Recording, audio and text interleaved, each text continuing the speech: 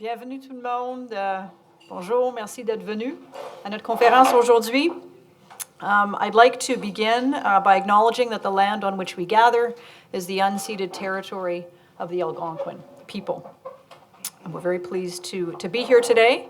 For those of you who aren't familiar with positive energy, and I see a lot of positive energy friends in the room, so there are quite a few folks here who know our work. But for those who don't, Positive Energy is a research and engagement initiative that uses the convening power of the university to try to identify how to strengthen public confidence in energy decision-making.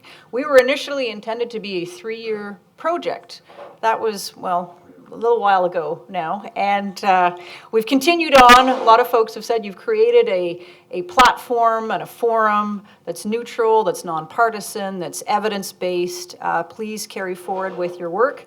So we've heeded that call, and here we are with our second 3-year project under what is now the umbrella of Positive Energy.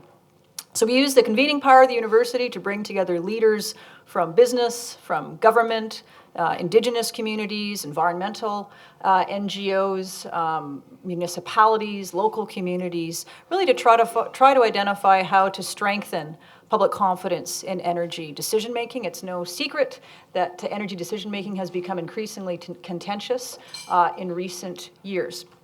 But we do more than just convening. We do what I think of as convening plus, which means that in addition to events like this, we also undertake solution-focused applied academic research. So I have the extreme pleasure and honor of leading a research team of about 20 researchers now that bring together everybody from professors to senior fellows to postdoctoral researchers, graduate and undergraduate students, not only here at the University of Ottawa, but across the country and into the United States and Australia, actually, as well. So we're delighted to have all of you with us here today.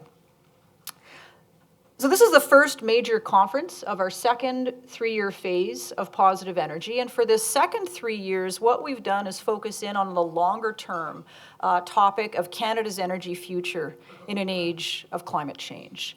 As you all know, and what brought you here today, I assume, is this challenge or concept or issue of polarization and how to address polarization in the energy sector. If you had have asked me a couple of years ago what would have been our key research and engagement priorities for this next 3 years, polarization actually would not have been on that list. But over the last number of months, number of years, we've seen it become an increasingly challenging issue at the national level, in federal provincial relations, in interprovincial relations, in some instances at the community level as well. So what we really wanted to do with this next 3 years of Positive Energy is ensure that we address this topic area and address it in a rigorous, evidence-informed fashion.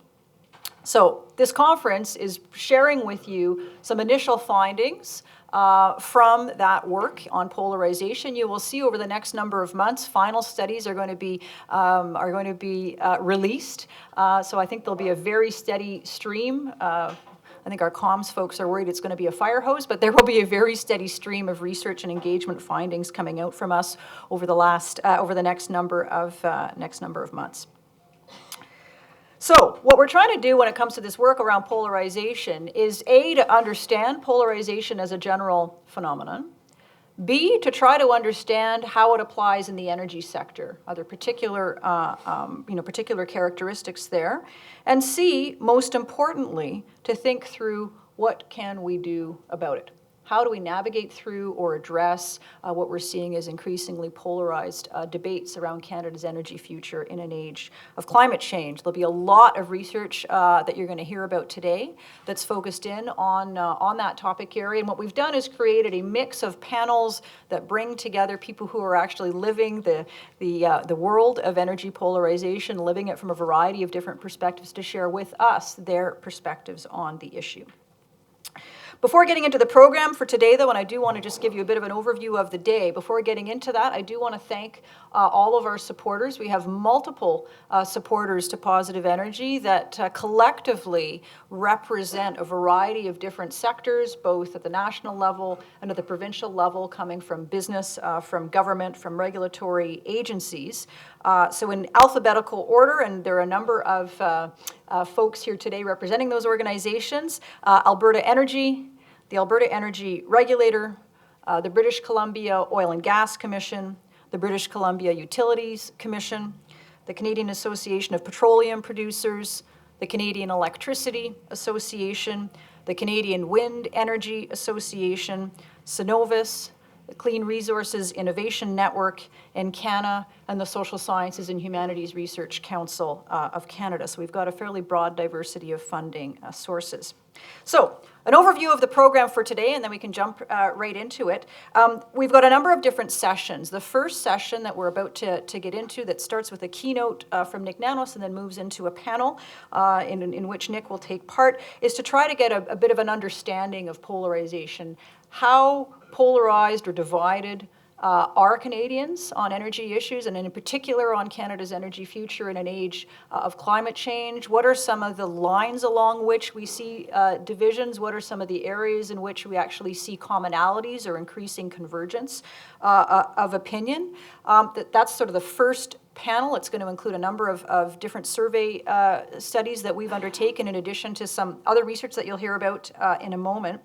The second session focuses in on energy technologies. So one of the things that we've seen increasingly is that different energy technologies have become either sort of politicized or polarized, but the importance for Canada of support and comfort and acceptance, as it were, for different energy technologies, notably in an environment where we are trying to reduce emissions in the Canadian energy sector and beyond. So the second panel focuses in on energy technologies in particular, tries to get a better understanding of what are the drivers of comfort or discomfort when it comes to Canadians' views on technologies, everything from oil and gas into renewables, nuclear, and the like.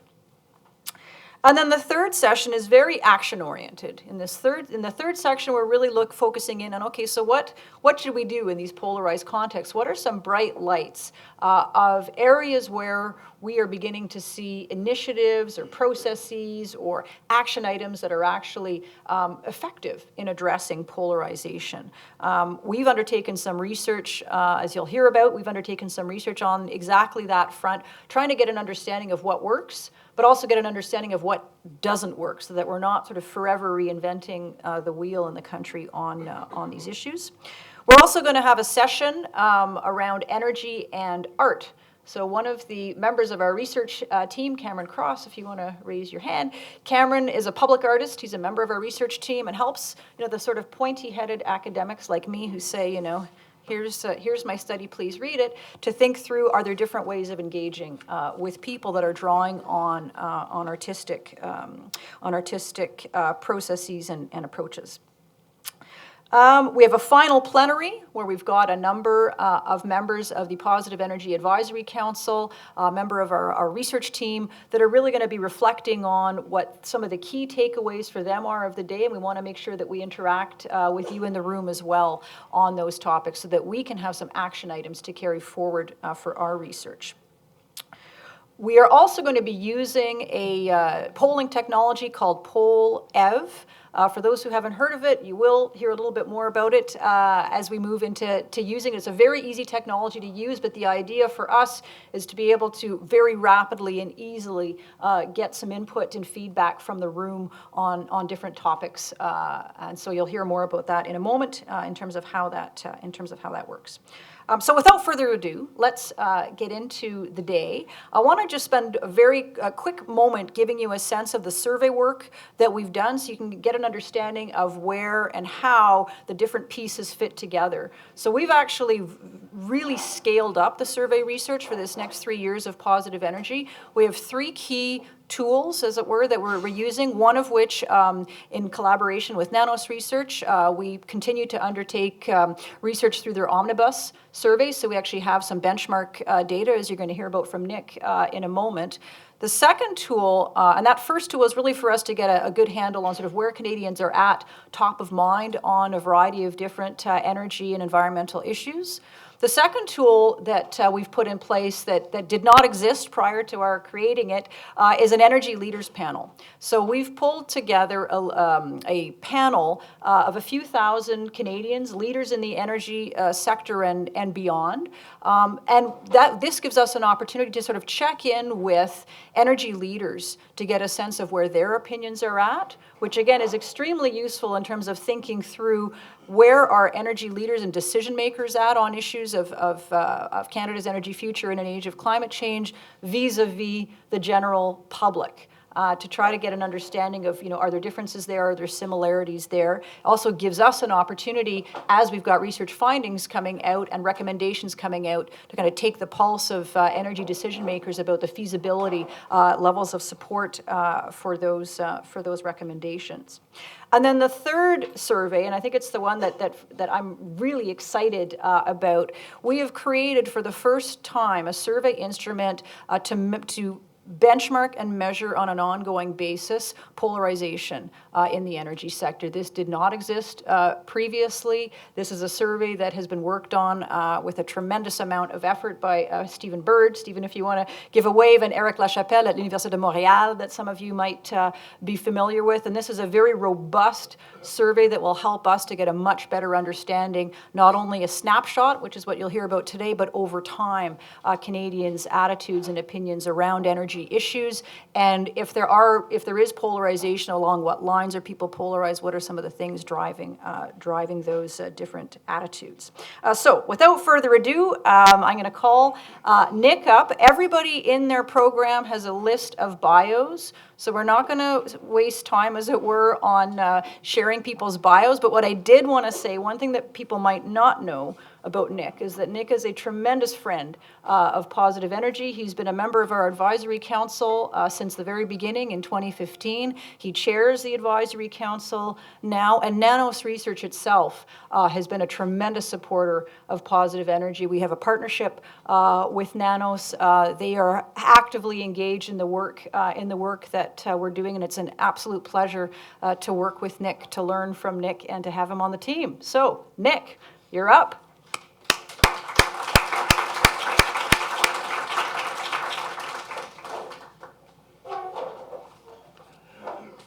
Thanks, Monica. And as you might imagine,